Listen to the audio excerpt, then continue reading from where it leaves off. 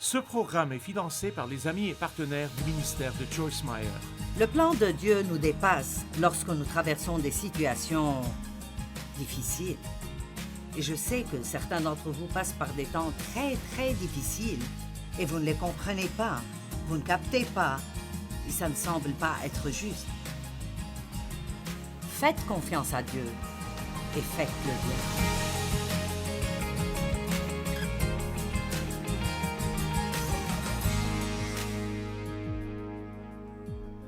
Vous pouvez prendre une décision à l'avance avant d'être blessé sur comment vous allez réagir. Et ça doit faire partie de notre marche avec Dieu, que nous prions toujours. Mon Dieu, si et quand je suis blessé, aide-moi à bien répondre. Si quelqu'un m'offense, aide-moi à ne pas prendre offense. Soyez prêts, préparez-vous à pardonner. Dans Habacuc 3, 16 à 19, il commence en disant « J'ai entendu et mes entrailles sont émues. À cette voix, mes lèvres frémissent. La pourriture est entrée en mes os et mes genoux chancellent. En silence, je dois attendre le jour de la détresse, le jour où l'oppresseur marchera contre le peuple. » Habacuc savait qu'ils allaient être envahis par un grand ennemi et il savait qu'il y avait des ennuis qui venaient. Et il était secoué et tremblé. Combien d'entre vous savent que parfois, disons que vous êtes allé chez le médecin et il vous appelle et veut que vous veniez dès que vous le pouvez. C'est comme « oh oh ».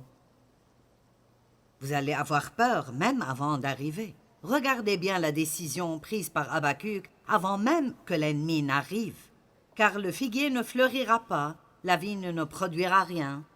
Le fruit de l'olivier manquera, les champs ne donneront pas de nourriture, les brebis disparaîtront du pâturage et il n'y aura plus de bœufs dans les étables. En d'autres termes, peu importe la gravité des problèmes, je choisirai de me réjouir en le Seigneur. Allez, nous pouvons décider à l'avance que, quoi qu'il arrive, nous allons nous réjouir du Seigneur. Est-ce que je peux vous dire quelque chose? Vous n'aimerez pas ça, mais c'est la vérité. Tout ne se passe pas toujours comme vous le souhaitez.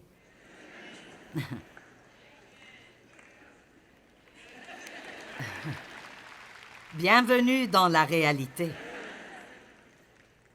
Ce n'est pas un film. Ce n'est pas un feuilleton. Les gens sont méchants. Ils sont égoïstes et égocentriques.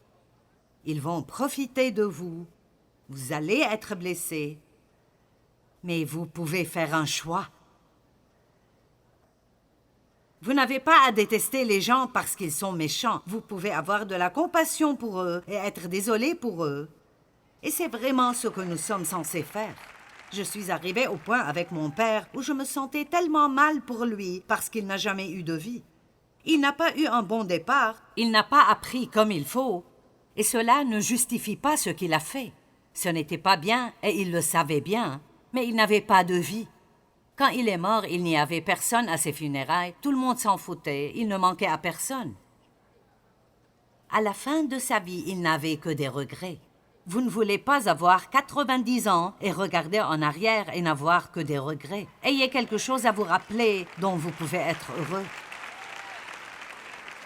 Toutefois, je veux me réjouir en l'Éternel, je veux me réjouir dans le Dieu de mon salut. L'Éternel, le Seigneur, est ma force. Il rend mes pieds semblables à ceux des biches et il me fait marcher sur mes lieux élevés. Et la Bible amplifiée dit que les lieux élevés sont défis et responsabilités. Allez, agissez comme si vous l'aviez compris.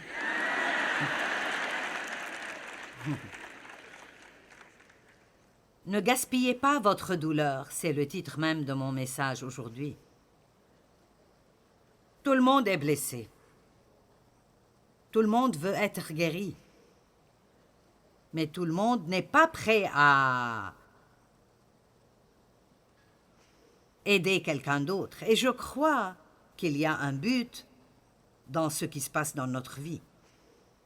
Je ne pense pas que ce soit Dieu qui nous blesse. Mais je pense que parfois, il pourrait nous délivrer plutôt que ce qu'il fait.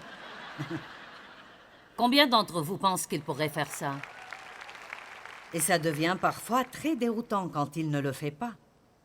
Si tu peux me délivrer maintenant, pourquoi devrais-je attendre un an avant que tu le fasses? Parce que pour être honnête, nous sommes comme des enfants. Et parfois, il faut laisser les enfants avoir mal un petit moment pour payer le prix de ce qu'ils ont fait. Pourquoi? Parce que vous les aimez et vous voulez qu'ils apprennent à ne pas recommencer.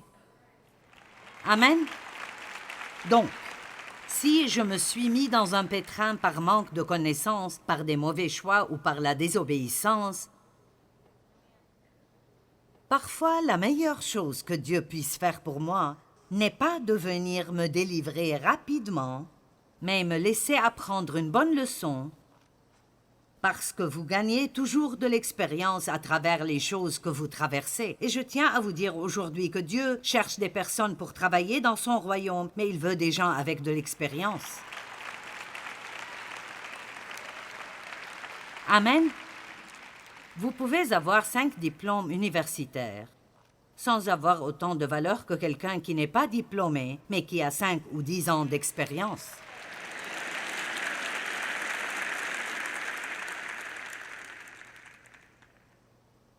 Eh bien, ma vie a été gaspillée. Ça n'a pas besoin d'être le cas. Quand Jésus a nourri les 5000 personnes, il ne restait que des miettes et des petits fragments. Dans Jean 6,12, il a dit « Amassez les morceaux afin que rien ne se perde. » Et je crois que c'est ce que Dieu veut déclarer sur votre vie aujourd'hui. Il veut rassembler tous les fragments, prendre tous les petits morceaux qu'il vous reste, qui ne vous semblent pas être bons, tout ce que vous pensez être gaspillé dans votre vie, rassemblez tout cela et dites « Les voici, mon Dieu, si tu peux faire quelque chose avec ce gâchis, il est à toi. » Il prendra toutes ces pièces fragmentées de votre vie et en fera quelque chose de beau, et il vous rendra, par sa grâce, capable d'utiliser ce qui vous a causé du mal pour le bien de quelqu'un d'autre. Réfléchissez pendant 1 minute. Si vous aimez mon enseignement, vous savez pourquoi vous l'aimez? C'est parce que je n'ai pas juste lu un livre à ce sujet. L'expérience est la différence entre la théologie sèche et morte et la prédication ointe.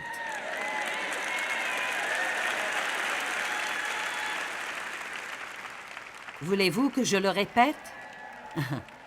L'expérience est la différence entre la théologie sèche et morte et la prédication ointe qui change votre vie quand vous l'entendez. C'est pourquoi 2 personnes pourraient vous prêcher le même message, et si l'un d'eux vous fait un sermon qu'il a tiré d'un livre, il pourrait vous faire dormir. Et vous pouvez entendre le même message, les mêmes paroles de quelqu'un qui l'a vécu et traversé, et c'est puissant, et ça vous transperce le cœur et change votre vie. Et je vous dis la vérité, je n'essaye pas d'enseigner des choses sur lesquelles je ne sais rien. Quelqu'un m'a dit récemment, « Je pense que tu devrais faire une série sur l'Apocalypse. » J'ai dit, « Non, pas du tout. »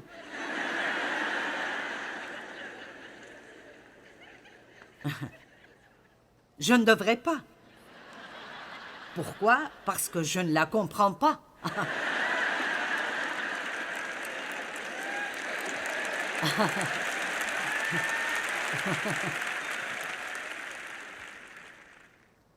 Et je sais que c'est important. Et j'ai lu l'Apocalypse parce que la Bible dit que vous êtes bénis quand vous le faites. Mais il existe 1000 théories différentes sur la fin des temps. Et je vais vous dire ce qu'est ma théorie. Être prêt à partir à tout moment.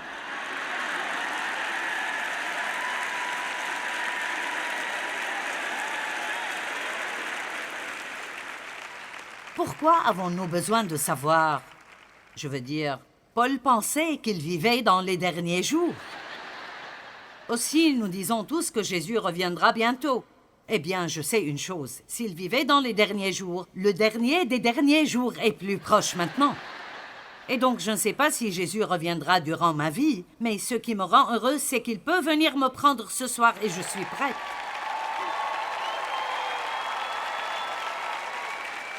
Et c'est comme ça que vous voulez vivre. Pas « Ah, j'espère que ce sera une de ces séries sur l'Apocalypse pour que je puisse savoir quand Jésus reviendra, pour que je puisse me préparer. Non, mes amis, il faut vivre prêt, pas nous préparer. Vivre prêt. N'ayez pas peur de mourir, soyez excités d'aller au paradis. C'est là que la vie commence vraiment. Et Jésus revient bientôt. Et ce n'est pas le moment de jouer et de ne pas faire ce que Dieu vous dit de faire. Et si ce n'est rien d'autre, nous pouvons commencer ici ce week-end en pardonnant à tous ceux qui nous ont blessés et en prenant une décision. Je ne vivrai pas ma vie en colère contre des gens qui me blessent et qui ne savent même pas ce qu'ils font. Je vais faire ce que Dieu dit et je vais prier pour eux parce que je ne veux pas qu'ils aillent en enfer. Je veux qu'ils soient sauvés et qu'ils aient une belle vie. Et quand vous commencez à le faire, le diable a intérêt à s'écarter parce qu'il ne peut plus vous contrôler.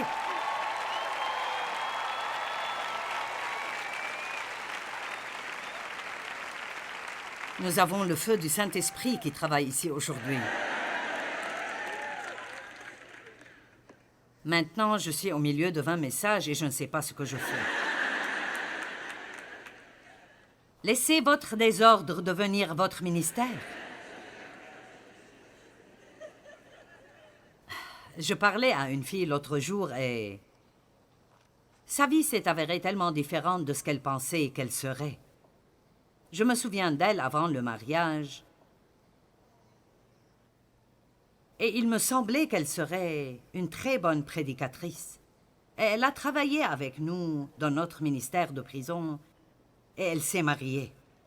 Elle a eu une fille et sa première fille avait une paralysie cérébrale et était autiste en plus de cela. Et donc elle a eu un parcours difficile. Elle a eu un petit garçon et ils lui ont dit qu'il était autiste. Elle s'est opposée à cela et a dit non, il ne l'est pas. Et il a fini par aller bien. Mais au lieu d'être amère et aigre, parce que sa vie ne s'est pas déroulée comme elle le pensait, elle en a fait un ministère maintenant.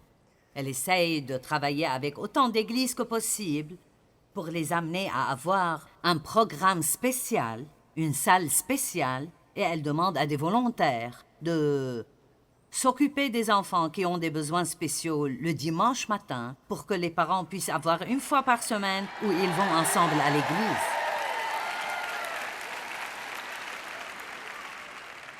Parce que vous voyez, quand vous... Je ne sais pas comment c'est parce que je n'ai jamais traité avec ça. Mais elle prend... Quand vous prenez quelque chose de mauvais et vous le renversez et essayez de faire quelque chose de bien avec, ça atténue beaucoup votre douleur. Cela ne signifie pas que ce n'est pas difficile quand ça arrive, mais je me sers de ce qui m'est arrivé pour essayer d'aider d'autres personnes, car j'ai vu ce que Dieu peut faire dans votre vie si nous faisons les choses à sa manière. Le monde voit les choses différemment et ne comprend pas que vous pouvez vivre une tragédie et en sortir triomphalement et en fait meilleur que vous ne l'étiez avant de la traverser. C'est ce Dieu que nous servons. Allez, c'est ce Dieu que nous servons. Il peut prendre une tragédie et en faire une bénédiction. Vous voyez, il y a beaucoup de choses que je ne sais pas, mais je vous dis une chose que je sais et je la crois. Je ne fais pas que prêcher. Je crois que si nous voulons la volonté de Dieu et nous l'aimons, il prendra tout ce qui nous arrive et le fera marcher pour notre bien. Je crois cela. Certaines personnes qui travaillent pour moi, nous avons un petit dicton. Ça va bien finir. Ça va bien finir.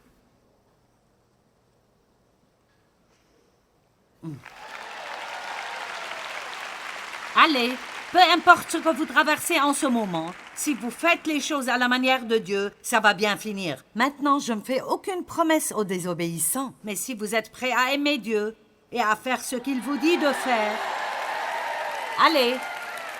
Et ce week-end, nous parlons de devenir meilleur et pas amer, d'être blessé mais pas amer. Et cela veut dire abandonner toutes ces ordures du passé sans pour autant donner des excuses. Tu ne sais pas ce qu'ils m'ont fait, Tu ne sais pas comme c'est difficile. Je sais combien c'est difficile. Dieu ne nous aime pas pour faire des choses faciles. Nous avons le pouvoir du Saint-Esprit dans notre vie parce que nous pouvons le faire. Écoutez-moi, nous pouvons faire tout ce que Dieu nous dit de faire parce qu'il nous aide à le faire. Vous pouvez pardonner. D'accord, 2 Corinthiens 1, 3 et 4. Écoutez, béni, loué et adoré avec gratitude soit Dieu, le Père de notre Seigneur Jésus-Christ, le Père des miséricordes et le Dieu de toute consolation. Maintenant, le verset 4, qui nous console dans toutes nos afflictions, afin que, par la consolation dont nous sommes l'objet de la part de Dieu, nous puissions consoler ceux qui se trouvent dans l'affliction. Donc, que dit-il ici? Il dit, d'accord, quand vous avez un problème, vous pouvez faire appel au Dieu de tout réconfort, le Dieu de la miséricorde, et il viendra vous réconforter. Mais il y a un objectif plus profond que cela. Il veut vous réconforter. Vous avez été blessé, il veut vous guérir. Maintenant, il veut que vous alliez aider quelqu'un d'autre. Parce que vous avez vu et expérimenté ce que Dieu a fait pour vous, maintenant vous êtes autorisé et vous avez l'expérience pour aller dire à quelqu'un d'autre, Dieu peut te réconforter dans cette situation. Il peut t'aider dans ça et ils vont vous croire, non pas parce que vous êtes convaincant, mais parce qu'il y a une onction sur votre vie à cause de ce que vous avez vécu. Quand vous traversez des choses, vous en sortez avec une onction. Allez, la dame qui a oint les pieds de Jésus, elle a dû casser la jarre. Il faut faire quelque chose pour que l'huile de l'onction puisse sortir. Si vous étudiez comment ils ont obtenu cette huile, elle vient de graines qu'il fallait écraser pour obtenir l'huile. Et parfois, notre chair doit être écrasée pour que Dieu puisse arriver aux bonnes choses qui sont à l'intérieur de nous et qui vont vraiment aider les gens. Amen. Combien de fois avons-nous dit à Dieu « Ceci me tue » Et un jour, j'ai enfin compris que c'est en fait vrai. C'est vraiment en train de me tuer pour que le Christ puisse vivre à travers moi. Vous m'entendez? Je ne peux pas supporter ça, si vous le pouvez. Sinon, vous ne le traverseriez pas. D'accord, Dieu vous réconforte. Et qu'attend-il de vous? Il s'attend à ce que vous réconfortiez quelqu'un d'autre. Dieu ne nous guérit pas juste pour que nous puissions nous sentir bien.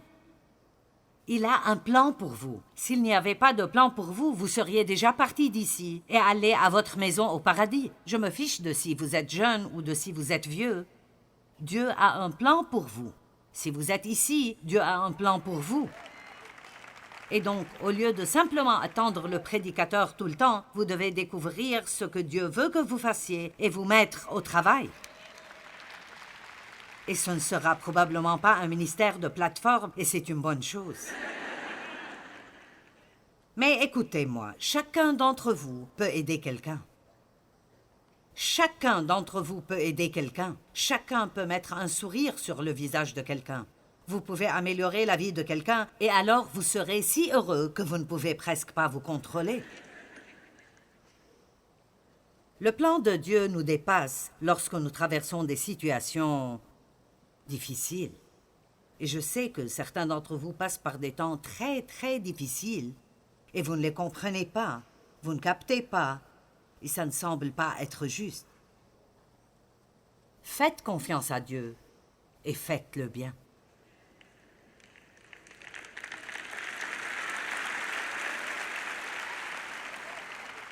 Vous savez, je ne sais pas si vous avez déjà remarqué cela ou non, mais j'ai remarqué dans ma vie que j'ai parfois un problème très grave auquel je n'y peux rien. Il n'y a rien, aucun moyen pour moi de résoudre mon problème. Mais bien que je ne puisse pas résoudre mon problème, Dieu m'utilisait pour résoudre les problèmes des autres. Maintenant, c'est un peu gênant. C'est comme, d'accord, pourquoi Me laisses-tu les aider et je ne peux pas m'aider moi-même? Eh bien, c'est très simple. Dieu ne veut pas que nous nous aidions nous-mêmes. Il veut qu'on s'entraide. Amen. Et donc, voici comment cela fonctionne. Quand je tends la main et je vous aide, alors Dieu tend la main et m'aide à moi. Mais si j'essaye seulement de m'aider moi-même et je n'ai pas de temps pour vous, alors tout ce que je fais est gaspiller mon temps et je ne suis jamais aidé. Comprenez-vous cela? Donc, si vous avez un problème, arrêtez d'essayer de vous réparer. Faites ce que Dieu vous dit de faire, mais soyez une bénédiction pour quelqu'un d'autre. Si seulement nous pouvions agir comme de vrais chrétiens.